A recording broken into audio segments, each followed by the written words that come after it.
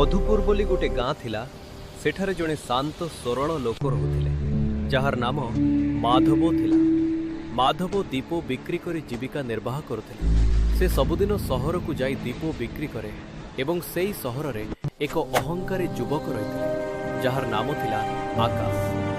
दिने स्थान दा रास्ता, समय संध्या।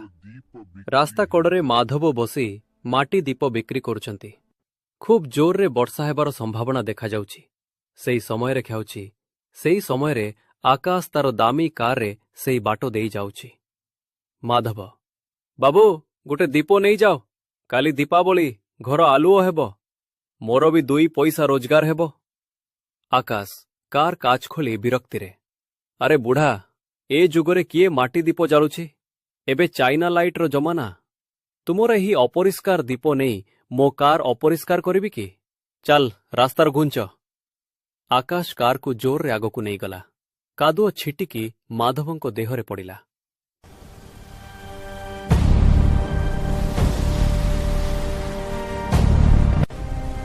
आकाश और राहुल शहर को फेरुचंती। हठात जोर रे वर्षा आरंभ होला। बिजुली मारिबारु कार रो इंजिन खराब हो गया। Mobile network. आकाश, धत एइटा की प्रकार अफुटा जगह? चारियाड़े अंधार, किछि देखा जाउनी।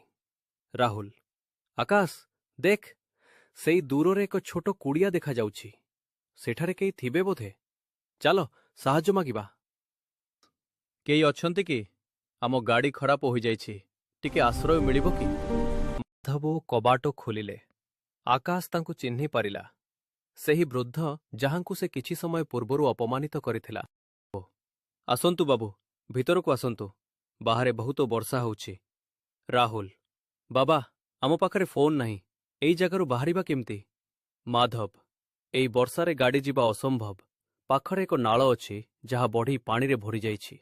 आपण माने आज रातिटा एठी रहि जाआंतु। मो पाखरे खाइबाकू बेसी किछि नाही, किंतु गरम भात ओ चकुड़ी पिठा अछि। सेमानंकु सुखिला कपड़ा देले एवं निजे न खाई सेमानंकु खाइबाकू देले। आकाश आश्चर्य होई देखुथिला जे जाहाकू से घृणा करुथिला सेई वृद्ध जनक तार केते जत्न नेउछंत।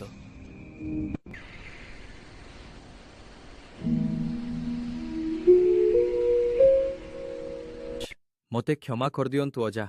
गतकाली मु आपणक सह बहुत खराब व्यवहार करथिली, किंतु आपण हमकु बहुत सहाय्य कले। बाबू, पैसा थिले लोक बड़ गाड़ी किनि पारे, किंतु भलो मनिष हेबा पई टंका नुहे, बड़ मन दरकार। मु गरीब होई पारे, किंतु मो मनिष पणिया एबे भी जीवित अछि। आकाश, आपणकर सबु दीप मु किनिबी। केवल एतिकी नुहे, आपणक भणी शिल्पी मानक पई मु सहर रे एक बड़ प्रदर्शनी करिबी।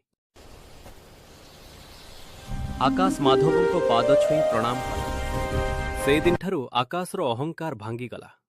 से बुझी पारिला जे प्रकृत सौंदर्य बाह्य चमकरे नुहे, बरं मनिषर व्यवहार और साहाय्य मनोभावरे थाए।